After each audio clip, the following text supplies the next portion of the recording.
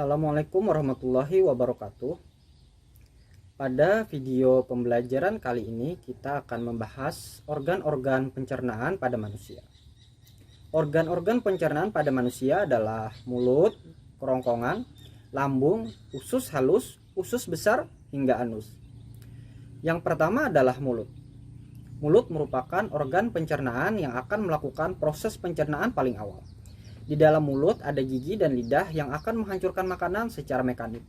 Di saat yang sama, enzim di dalam ludah kita yang dihasilkan oleh kelenjar ludah mulai memutus rangkaian-rangkaian polimer di dalam makanan.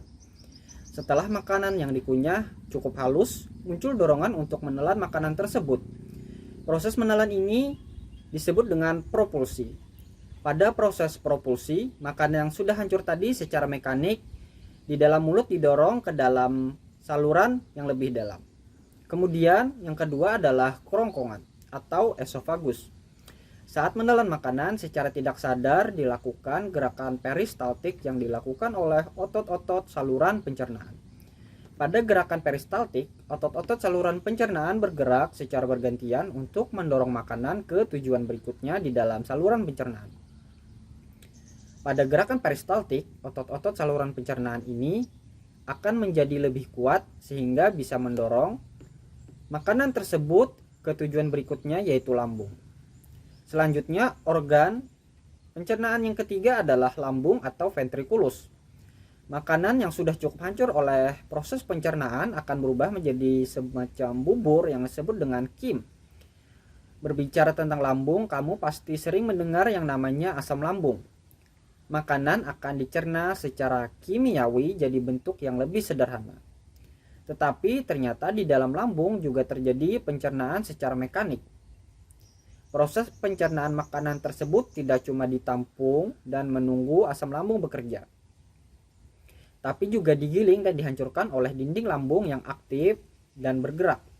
Dinding lambung terbuat dari struktur yang mirip dengan saluran pencernaan lainnya, ditambah dengan beberapa modifikasi yang hanya ditemukan di dalam lambung.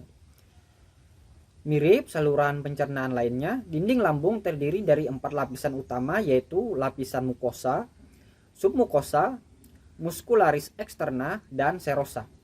Nah, di lambung, lapisan muscularis itu lebih tebal. Ada lapisan otot halus tambahan yang membantu dinding lambung untuk secara aktif menggiling dan menghancurkan makanan yang masuk ke lambung. Kemudian, organ yang keempat adalah usus halus atau intestinum. Walaupun sangat jago menghancurkan zat-zat makanan, lambung tidak bisa menyerap zat-zat tersebut. Jadi disinilah peran usus halus yang siap untuk menyerap makanan-makanan tersebut agar siap dipakai oleh sel-sel tubuh. Usus halus terdiri atas yang pertama usus 12 jari atau duodenum, kemudian usus kosong atau jejunum, kemudian ada usus absorpsi yaitu ileum. Usus tempat terjadinya penyerapan zat-zat khusus seperti vitamin. Di usus masih terdapat proses lanjutan baik secara mekanik lewat gerakan peristaltik maupun kimiawi dengan enzim-enzim yang ada di dalamnya.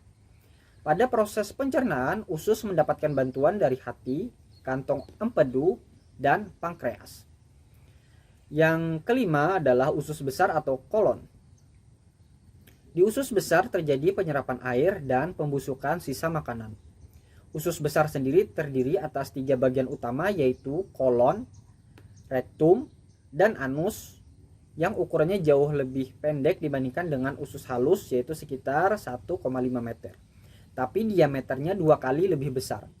Ketika masuk ke usus besar, sebagian besar nutrien yang bisa diserap oleh tubuh sebenarnya sudah diserap oleh usus halus.